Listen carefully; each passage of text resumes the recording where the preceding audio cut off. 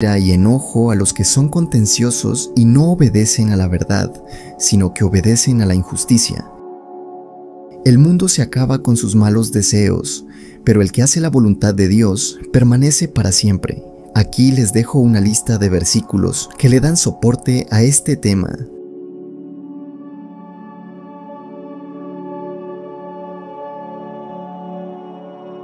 Muchos predican que solo por fe somos salvos. ¿Entenderán ellos qué es la fe? Dejemos que la Biblia nos enseñe. Es, pues, la fe la certeza de lo que se espera, la convicción de lo que no se ve. Así que la fe es por el oír, y el oír por la palabra de Dios. Pero sed hacedores de la palabra, y no tan solamente oidores, engañándoos a vosotros mismos.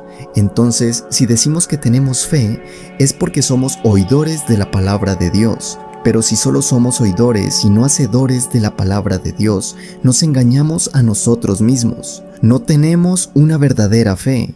¿Ven cómo claramente la fe sin obras es muerta? Tristemente, los que creen que solo por fe somos salvos y la obediencia a Dios no es necesaria, creen que luego del arrepentimiento por tus pecados y tener fe en Jesús, todos tus pecados te son perdonados, los pecados por los cuales te arrepentiste y también los pecados futuros, los cuales no podrías haberte arrepentido cuando aceptaste a Jesús, pues ni siquiera sabías cuáles pecados cometerías, pero ellos creen que esos pecados ya son perdonados también. Enseñan que tienes la libertad de pecar como te plazca, y aún así, serás salvo. Ellos creen esto porque no escudriñan la Biblia. Se agarran de estos versículos. Y a vosotros, estando muertos en pecados y en la incircuncisión de vuestra carne, os dio vida juntamente con Él, perdonándoos todos los pecados. De cierto os digo que todos los pecados serán perdonados a los hijos de los hombres, y las blasfemias cualesquiera que sean. Aquí estamos viendo el mismo problema mencionado anteriormente. No saben identificar cuáles son las obras que nos salvan y cuáles son las obras que salvan. Aquí no saben identificar si Cristo murió por todos los pecados que hemos cometido, o por todos los pecados que cometimos, cometemos y cometeremos. Veamos por cuáles pecados murió Jesús según la palabra de Dios que no se contradice. Pero el que no tiene estas cosas, tiene la vista muy corta, es ciego, habiendo olvidado la purificación de sus antiguos pecados. A quien Dios puso como propiciación por medio de la fe en su sangre para manifestar su justicia a causa de haber pasado por alto en su paciencia los pecados pasados. Porque si pecaremos voluntariamente después de haber recibido el conocimiento de la verdad, ya no queda más sacrificio por los pecados, sino una horrenda expectación de juicio y de hervor de fuego que ha de devorar a los adversarios.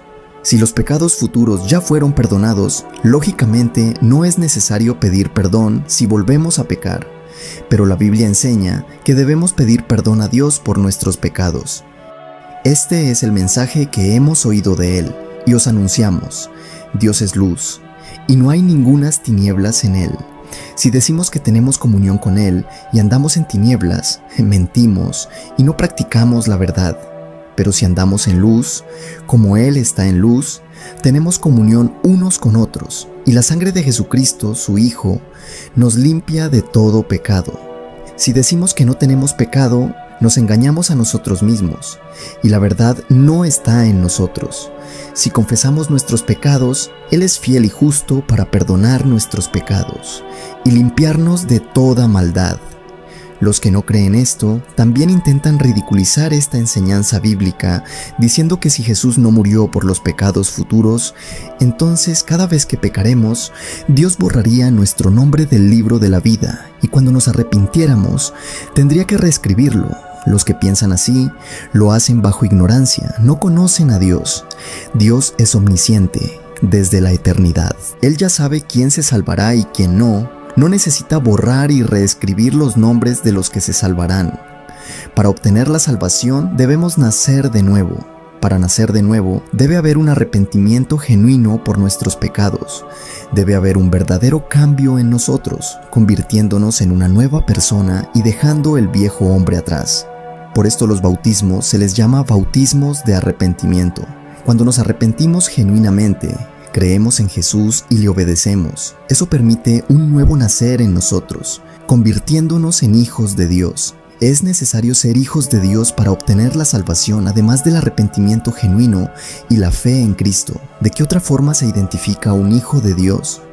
Todo aquel que es nacido de Dios no practica el pecado, porque la simiente de Dios permanece en él y no puede pecar porque es nacido de Dios. Los hijos de Dios no practican el pecado. Si practicamos el pecado, no somos hijos de Dios. ¿Esto significa que debemos ser perfectos y no podemos pecar ni una sola vez? Claro que no. Aunque Dios nos invita a ser santos como Él es santo, hay una diferencia entre pecar y practicar el pecado. Todos podemos cometer pecado, a veces hasta inconscientemente, pues no somos perfectos. Eso no nos impide obtener la salvación. Lo que nos impide obtener la salvación es practicar el pecado. Si pecamos continuamente, conscientemente, satisfaciendo los deseos carnales pecaminosos, como una adicción incontrolada, eso es practicar el pecado, y eso no nos permitirá obtener la salvación. Vivir en santidad es un requerimiento para obtener la salvación.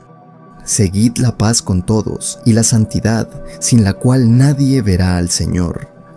Mirad bien, no sea que alguno deje de alcanzar la gracia de Dios, que brotando alguna raíz de amargura os estorbe y por ella muchos sean contaminados. Hoy en día, con tantas distracciones, puede parecer imposible vivir en santidad, pero si no comenzamos a practicar la santidad claramente pidiéndole a Dios que nos ayude y nos fortalezca, jamás lograremos vivir en santidad. Debemos tomar la acción, debemos tener disciplina y consistencia. No es imposible, porque no nos ha dado Dios espíritu de cobardía, sino de poder, de amor y de dominio propio. Hay unos versículos claves y muy fuertes